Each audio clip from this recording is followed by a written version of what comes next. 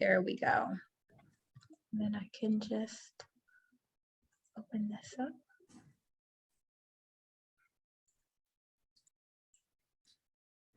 There we go.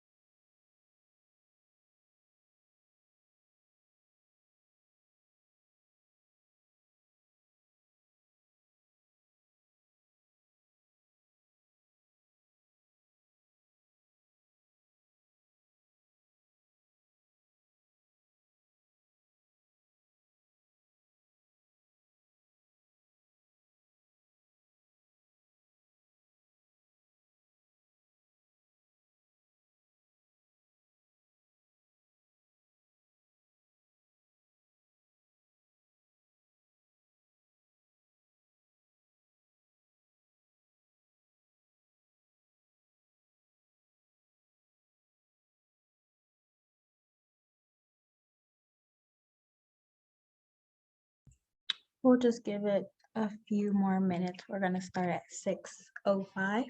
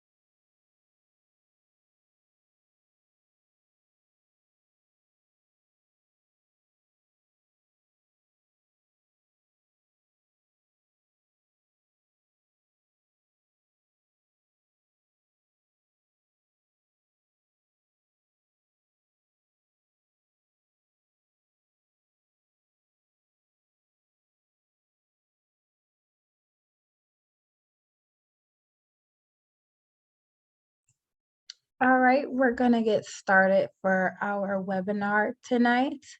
I'm your host for tonight, Naomi, and we have with us Hana Ishikawa, and she's going to be talking tonight about innovative design strategies to showcase water storage and infiltration. Just a little bio on Hana. She is at design principal at site, and she ranges in master planning and modern entertainment. And she's constantly looking for visual and environments for rigid structures of classic aesthetics of cutting edge environment, modern designs. So that could be for conceptual designs, construction details. And she enjoys merging innovation and logic into all aspects of design. A little bit about herself was she was born into a family of designers in Tokyo, which is a very unique. And she was elected and is currently serving on the City of Chicago Department of Planning and Development Inaugural Committee on Design. So without further ado, Hana, I am going to hand it over to you and you can start. So you can share your screen whenever you're ready. Thank you so much, Naomi. It's not letting me until I think you stop. Okay. Oh. All right. Oh, that's not the right window, sorry. All right. Hi, everyone. I am Hana Ishikawa. I am a design principal at site. And, you know, I will be, maybe I can do this at the same time, maybe not. I will be talking about innovative design strategies to showcase water storage and infiltration. This sounds really, really dry, but I'm going to make it not dry as much as possible. Just to give you a little overlook into our firm, we are a firm, it says 44, but we're currently at 47. When I started about 15 years ago, we were at 9 people. So we've grown pretty much exponentially in a way. And just some of our stats, you know, we have a lot of languages spoken, we have a lot of awards, we work in all of the municipalities within Chicago.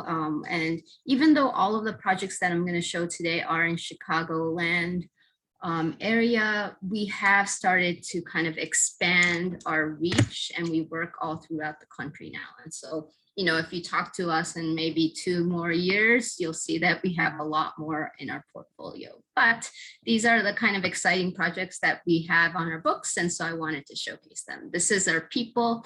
They are part of my family. We are very, very diverse. We are over half women. And as well as in leadership as well. And we have people from all walks of life and also from far away too. So we do have some people who work remotely, and so we are able to do that. Our projects are ecological, accessible, buildable, maintainable, and community minded. But overall, our motto is that we create spaces to change people. And so we are going to look at a couple case studies today. This one is near and dear to my heart. It's one of my first projects at site. It is a small 1-block pocket park within the city of Chicago in the West Loop.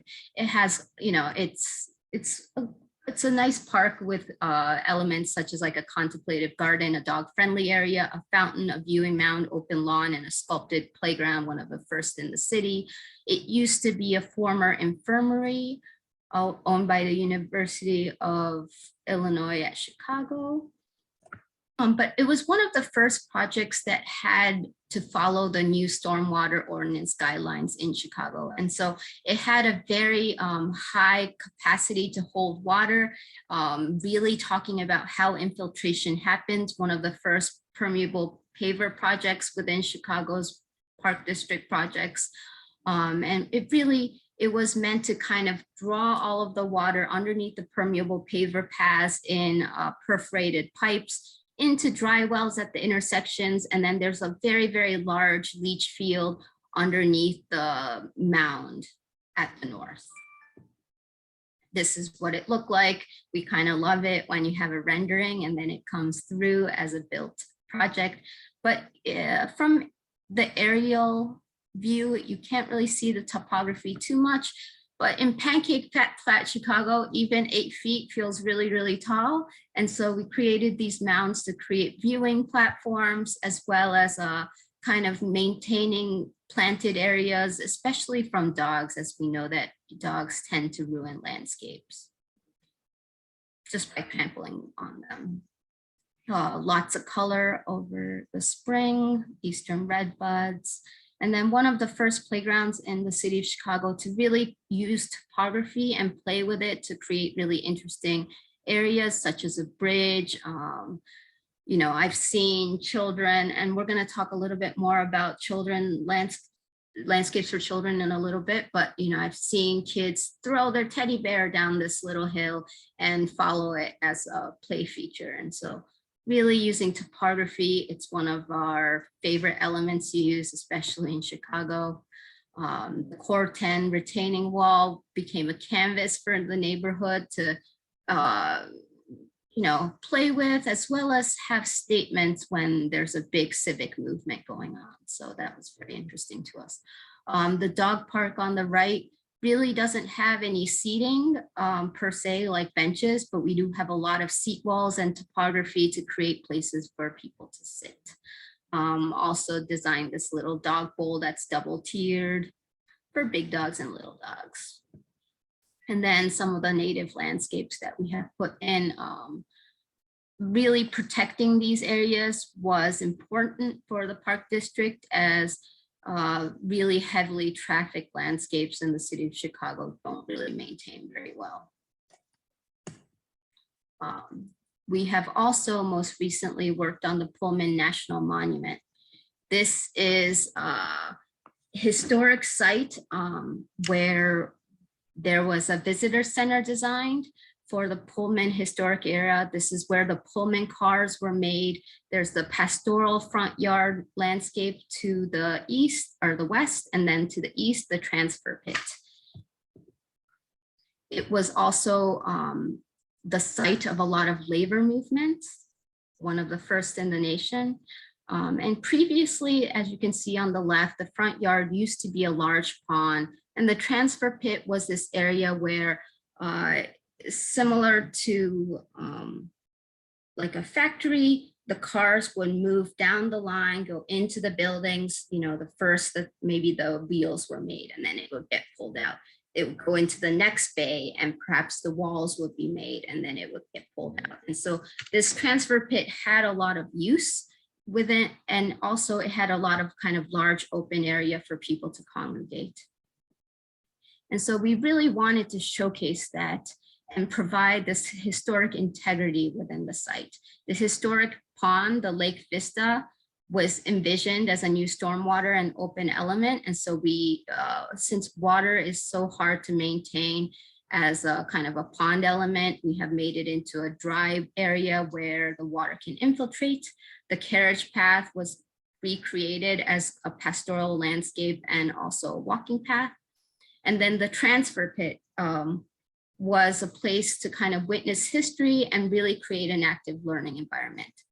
The landscape was also a homage to the heart of the Pullman factory, and we recreated the transfer pit as kind of a stormwater area, as well as a place where it felt like we couldn't recreate the transfer pit as a whole, but we really wanted to overlay a little bit of a ruins feel to it so that it didn't feel like we were pretending to be what was there before, since so much of it had burnt down and really not much of it was left by the time we got there.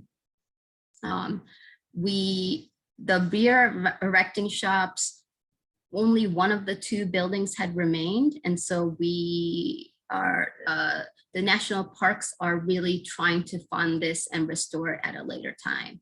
The North Factory Wing and the Visitor Center, the center building, are really the two large building elements that remained, even though they were partially burnt down. The south slab was completely, the South Factory Wing was completely destroyed in a fire and arson. And so we kept it as a slab, but really it's meant to talk about the history of the site.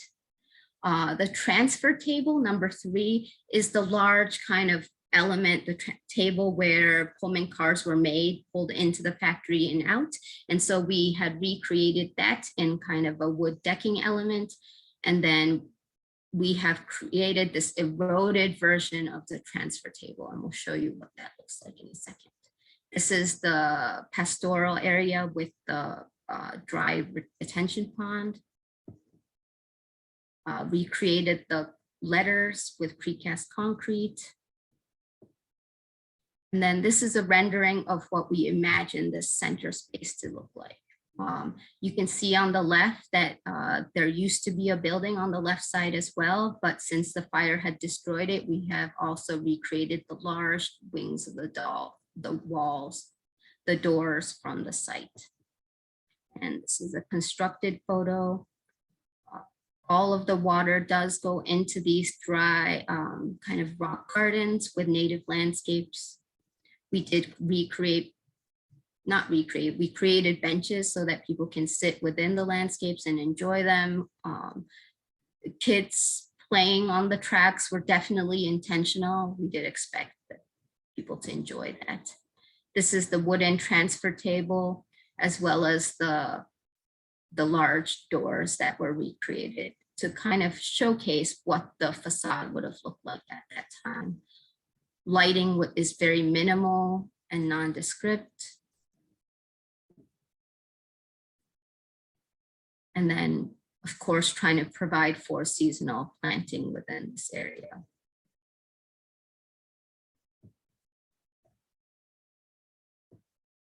Some of the materials that were used, we have recreated similar to what was there as aggregate, the slag that was there at the train tracks. All of the pavers were custom made for this project to have large pieces of aggregate reminiscent of that. All of the tracks are new, and so we had to recreate that as an element. We have used boulders that seem like they have been excavated from the site or from the building. They're all local limestone. And then moving on to the University of Chicago Campus South. This is part of the University of Chicago's campus down in Hyde Park on the south side of Chicago, flanking the Midway Plaisance, which is a historic site designed by Olmsted. The south side of University of Chicago campus was really kind of a linear set of buildings along the 60th Street, but the buildings really weren't tied together in the middle of the site. And so everyone was accessing it off 60th Street, but then the campus kind of master plan had suggested that there could be a campus south walk that would connect all of these buildings from the rear. And so instead of turning their kind of backs on the Woodlawn Commons and the township to the south, the master plan had suggested that really these buildings can have a dual-sided aesthetic to them. And so one of the main buildings that was built during this time was the Rubenstein Forum, designed by Diller Scofidio Renfro out of New York. And it is really meant to be a forum for a lot of high-end people to come speak. For example, I think when we were doing this project over and over again, the discussion of, well, if President Obama were to come speak at this site, where would he talk? And this is the site that he would do it. And so while the typical campus circulation was very open, there was this suggestion that we would have to restrict the access at some point, provide a turnaround, a VIP turnaround, enclose the space, perhaps have security all around it, and then people could still enter through the front. And so all of this was taken into consideration. The Campus South Walk had to function with this kind of event circulation in mind as well.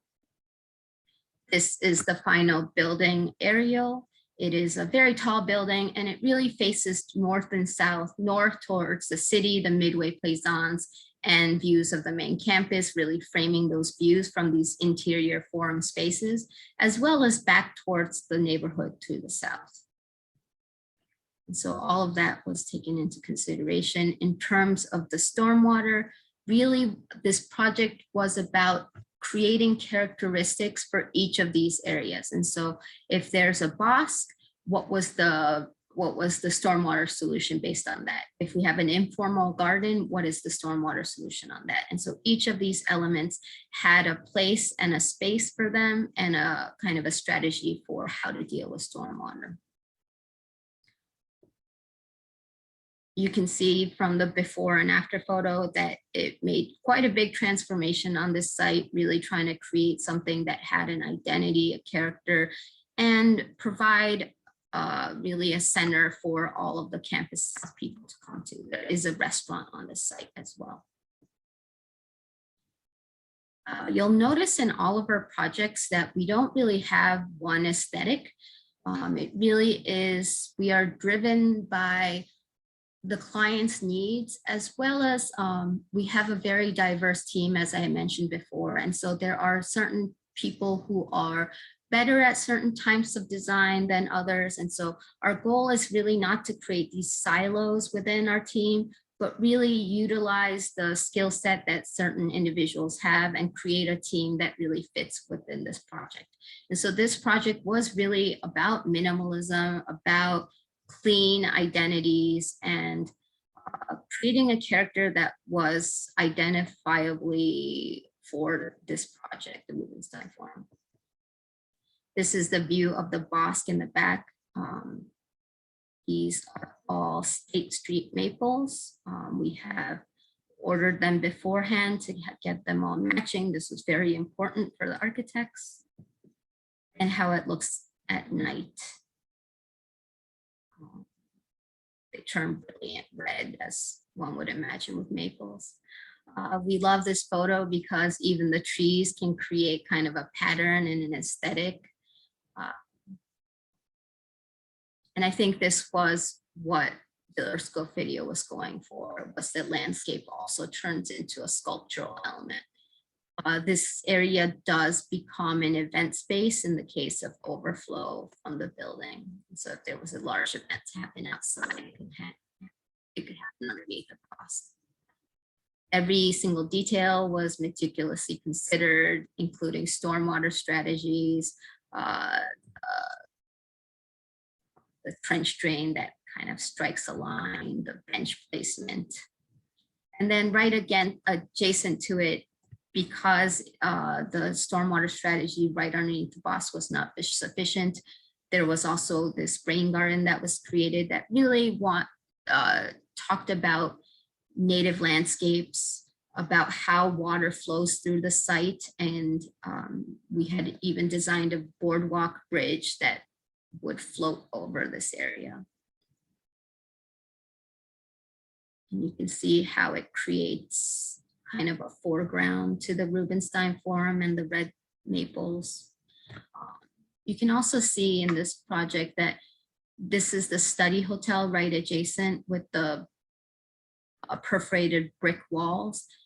This is even a different project that we had worked on, but it has a completely different aesthetic than all of the rest. But with the colors, we tried to tie in all of the projects so that they don't feel too dissimilar.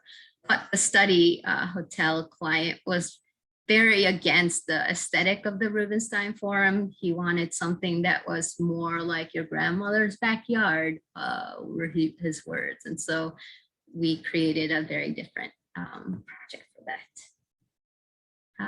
We'll go into a couple spaces for children. This is one of our big focuses, and we love working with children's spaces.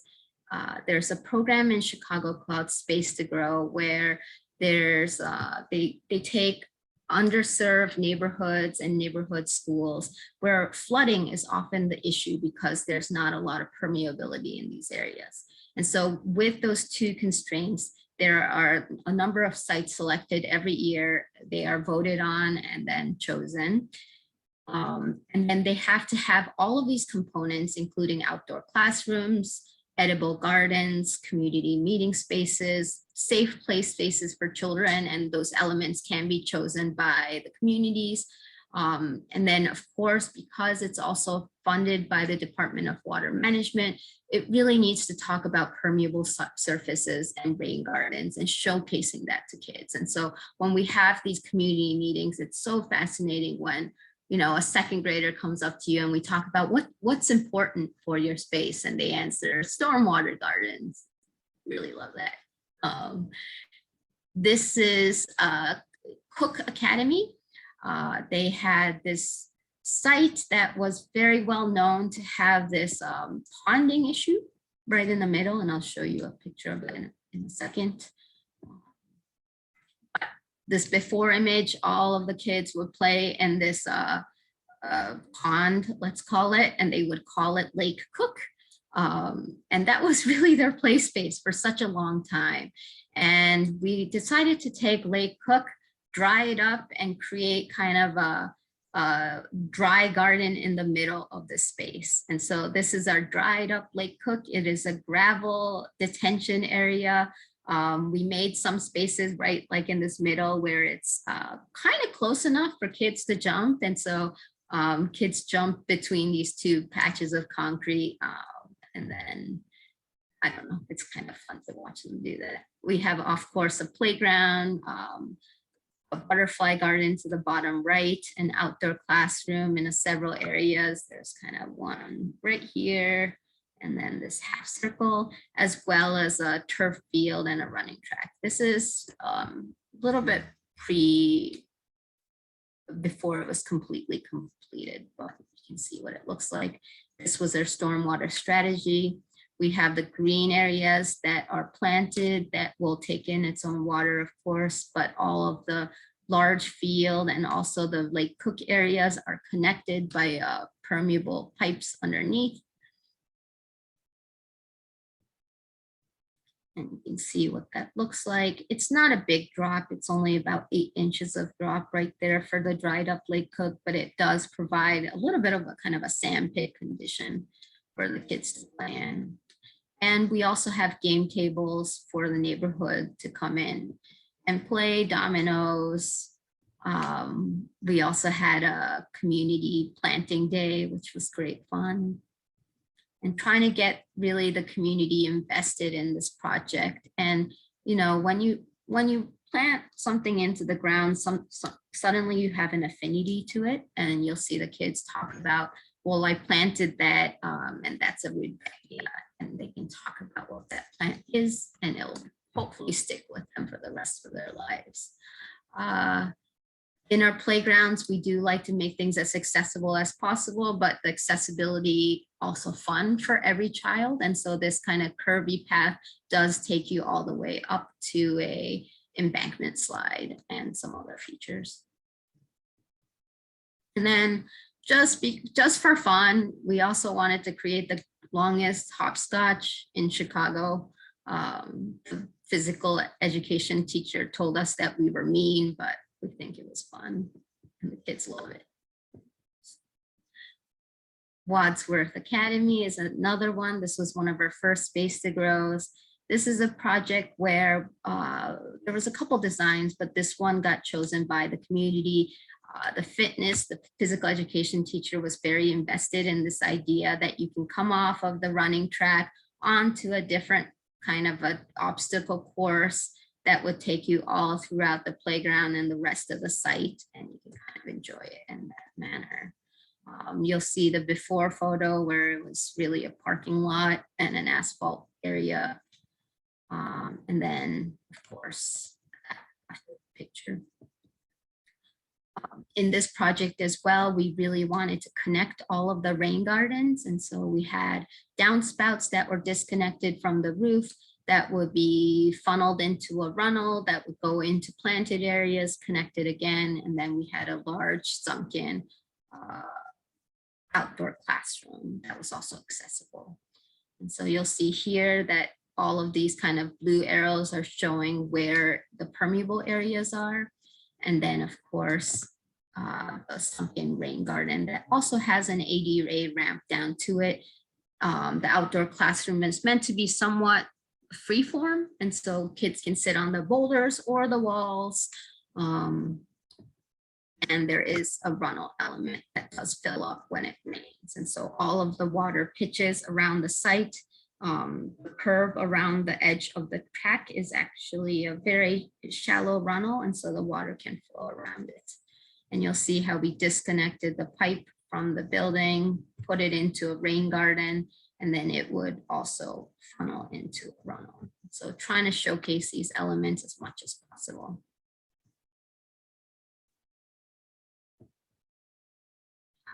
The yellow line represents the obstacle course. We utilize part of the playground equipment as part of the obstacle course, and it would function in that way. Fernwood Elementary School. One more Space to Grow, and then I promise this is the last one. This is a fun one where the school wasn't so interested in a rectangular field. And so what happens if we were to make the track a little bit more interesting, make it have topography, also have different areas. And you'll see on the right image that the track goes up and down a little bit, and that is again to showcase how water can infiltrate into these rain gardens.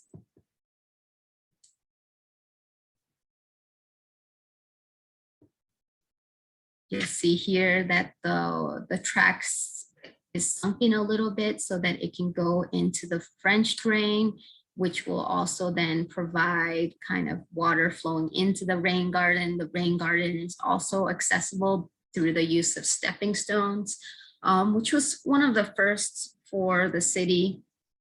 And they thought it was kind of a fun way to actually be able to interact with the rain gardens. This was shortly after it was constructed, so it's not fully grown in yet. We do also have permeable pavers, which again, will take the water and put it back into the rain garden.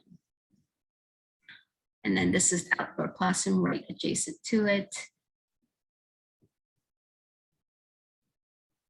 The The track, again, it's hard to tell in this, but it goes up about 4 feet at 1 to 20. So we don't need handrails, just to create a little bit of a sense of movement as you're running around. And then how a lot of the school can use this site, despite it being pretty small. And then my final project today is Stearns Quarry Palmazzano Park. This is a 27-acre park located in the south side of Chicago. This used to be a former quarry. It was quarried for limestone, mostly limestone aggregate, right around before the Chicago fire.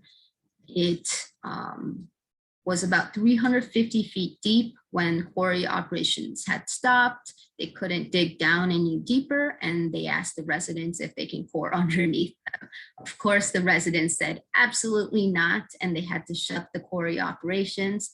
The quarry then became a site for a landfill for clean construction debris, and so that includes things like concrete, wood, stone, any kind of building material, steel, and then it got filled up in just about, I think, 17 years or so. And it became, this is still during the quarry operations. You can kind of see how deep this thing was. It was the only quarry within the city of Chicago limits. And then when we got to the site, it was really a dirt mound. The residents had known about this site for a long time. You know, when you talk about to the residents that were there before it was turned into a park, they talk about how they snuck over the fence and swam in this pond. The project really wanted to talk about how water recirculates, how it goes into the site, gets cleaned through the use of wetlands, goes into a pond, evaporates, and then the whole water cycle begins again. And so it was really a demonstrative park, very unlike its sister down south, which is McWayne Park. Just because this site had a regular park to the south of it, we were able to make this kind of something more experiential and really innovative in a lot of ways. So we took all of the soil that was everywhere around the site, put it in a giant mound, which we call the overlook, and then carved out these wetlands. All of the water, because it is a landfill, has to be checked every year so that it is not contaminated. It also can't really discharge a lot of water into the city sewers for that reason. And so all of the water that is on site is recirculated within it. And so the fishing pond does change in elevation a little bit. We have seen the fishing kind of pier underwater sometimes, but that is intentional. This is the kind of the central water feature at the northeast corner. It is meant to kind of showcase what like striations in limestone was meant to be. The water will flow down from this, go into a spiral, and end up in the wetland weirs. And you'll see the wetland weirs in the back. There's 3 of these walls. And as the water gets aerated, goes through the stream with different species, drops down again. The idea is that the water gets cleaned as it goes through the system. A lot of these concrete walls, they look like limestone, but sometimes they're actually concrete pavement turned upside down, reused from the city. We had a super limited budget on this project, about, I think 1/100th of what Millennium Park had, despite being the same size. We were able to create kind of a vast native landscape. This is the fishing pier. This is when there was a dance recital there. And so it's used for a lot of art performances and other events as well. You'll see the people fishing. This is an accessible boardwalk at 1 to 20 all the way down. As mentioned previously, some of these kind of terraced stone elements are upturned concrete pavement. All native plants. It is also right near the Chinatown community, and so Tai Chi is being done here. The fish is stocked everywhere with the pond is fish. Pond is stocked every year with fish, and you'll see kids fishing here. It is meant to be catch and release, and the fish are pretty small. One of my favorite plants, rattlesnake master, Monarda. The mound makes a great sledding area. As mentioned before, we are in Pancake Flat, Chicago, and so the residents around here call it Mount Bridgeport. From the top of the mound, you can also see July 4th fireworks really well, and so that's kind of a fun thing to do. And when the pond freezes over, it creates these really lovely waterfall effects from ice. And you will see the tracks of people walking on top of it. We have designed the pond 15 feet deep so that it is deep enough that the whole thing does not freeze, so that the fish at the bottom can survive the winter. And final image. In the fall, sometimes you go here and there's a whole lot of people using this space, and sometimes there's not very many. It's always a little bit surprising to see, how people are using this site. I have definitely seen kids swimming in this pond in the summer, and also jumping off the cliffs in the summer, although I probably shouldn't advertise that too much. And then just a little staff appreciation moment here. Recently did have a retreat at Camp Wandawega. None of these projects really can be done with just a few of us. We are a diverse team, as mentioned previously. We have architects, landscape architects, arborists, graphic designers, gambit of people that really create tremendous projects for us, and we would not be very far without any of them. And so this is just my usual appreciation for our team and the fun that we have. And if there are any questions, this is probably the right time to start taking them. Hannah, this presentation was really great. I love all the projects. I myself do have questions. I'm going to hand it over to anyone in the audience. If you guys have questions, feel free to ask out loud, say it in the chat, whatever you guys feel comfortable with.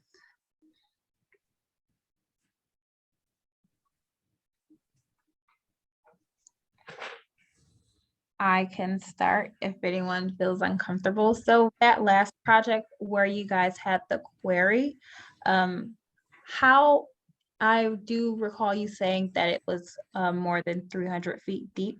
So when you guys did start the project and you had all the leftover concrete, wood, steel, metal, did you guys take that chance to use any of that to implement into the project that you used to recycle any of that material? And how did you guys fill up that such a big space to, level it out? Like that's something that was really interesting, actually. Yeah, so the landfill was already at its capacity at the time we got there. And so, it was a long time after even the landfill operations had closed down that we were able to get on the site. And then the Park District was able to buy that site as a development. So by the time we got there, it was most of the fill was pretty deep underneath, so much so that we really didn't run into it during our operations, and we really didn't want to dig out too much. And so a lot of the site was already kind of topographically at the elevations that they are today. We had just kind of sculpted certain areas, but we did keep some historic elements from the quarry operations, as well as we did find kind of large boulders that were from the quarry days that we found interesting, that we have scattered all throughout the sites. Some of them have like dynamite marks, Nice. blowing up the quarry operations. It also, we have kind of a system. Some of them also have fossils in them. And so before we had turned over the project to the Park District, the Field Museum had come. That's our natural history museum in Chicago. They had come to the site to kind of carve out the historic elements all throughout.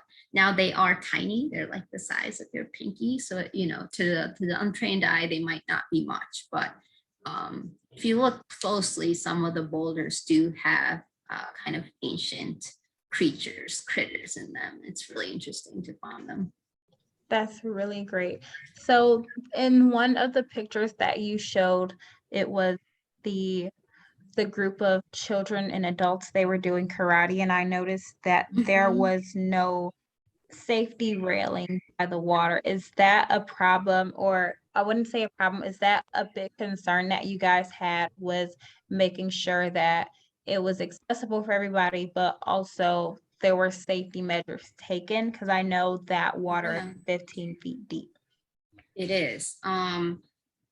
So that is actually considered a fishing pier. And because fishermen, we've done a couple fishing piers in the city of Chicago and beyond, they don't have requirements for barriers because fishermen don't prefer them. And so, you know, we did put that at the lowest area. The water level at the fishing pond is not super deep. It's only a couple feet deep, but we haven't heard of any accidents. We do have a wheel stop there so that the wheelchairs don't roll off.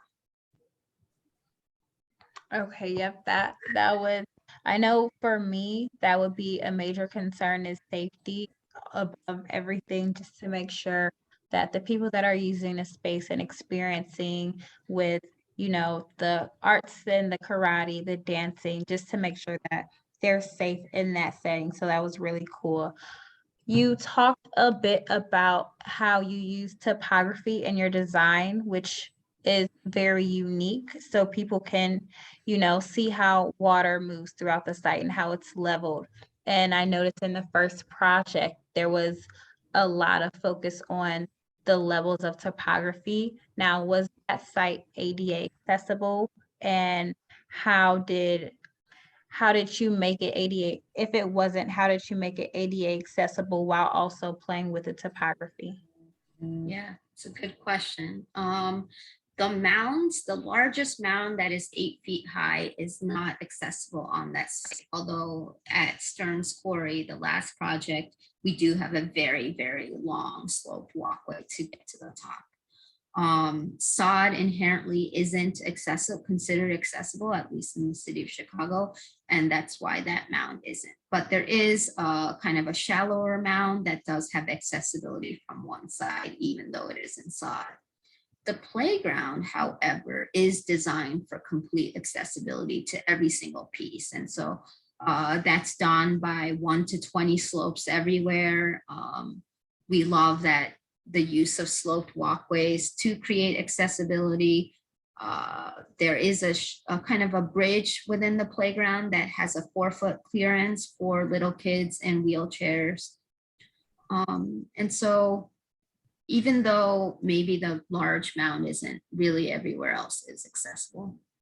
Right. No, I think it's very unique that you guys photography, and it's also ADA accessible, because from my experience, whenever I visit a site or I'm somewhere in a landscape and it's ADA accessible, then the surface is just 100% flat. And, you know, as a landscape architect, you have to get creative, but you also have to keep in mind people that are using the space. So by using the topography, but also making sure people in wheelchairs and that people that are handicapped can also experience the same level of fun and enjoyment as regular people, I think that's a very, very great design.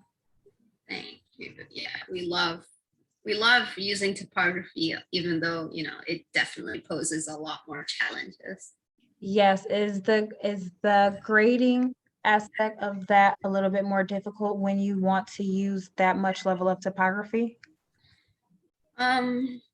Yeah, it is more difficult. You know, we aren't always working with very large sites where we can utilize a lot of sloping. And so we, you know, sometimes we have to make certain zigzags less apparent to get Right. point A to point B, but you know, we are convinced it really changes the character of the site. And so we use it as much as possible and we push the limits. Would you consider all the projects that you showcased for us today, did they have some form of community engagement, especially the projects that were implemented with the schools that dealt with a lot of flooding issues? Yes, absolutely. I am a firm believer that education in children is the future of, you know, future of our society moving forward. And so every chance we get, especially when we're working with schools, we like to talk about what we're doing and why we're doing these things. And so even if a couple kids, you know, are able to take that home and really learn from it and implement it in the future, I think it's all worth it. And so all of the Space to Grow projects have multiple stakeholder meetings, really talking with all of the people who use it. And so there are community engagement with students and, you know, even the really little ones, up to the parents, the neighborhood teachers, the principals, and, you know, hopefully they're all engaged in the project so that they can be, you know, really be able to hand it over to them and they can use Right. what they want with it. So even you even get the students involved in the community engagement as well. I think that's a really cool idea because I find that when we do design, we often forget that students and adults have, you know, different levels and different visions of design. So when you implement what what a kid wants to do, it could be totally different than, you know, what an adult is trying to do. And that makes a really big difference. Yeah. And, you know, we've even had kids who come up to me and they'll say something like, I'm an introvert, so I want a place where I can draw and quiet and read a book. And, you know, sometimes you don't expect kids to be that very vocal about it, but it makes us realize that, you know, they're all very autonomous individuals and that, you know, we want all of these kids' needs to be met. This was great. This was very great. Would anyone in the audience like to ask any questions before we end the webinar for tonight?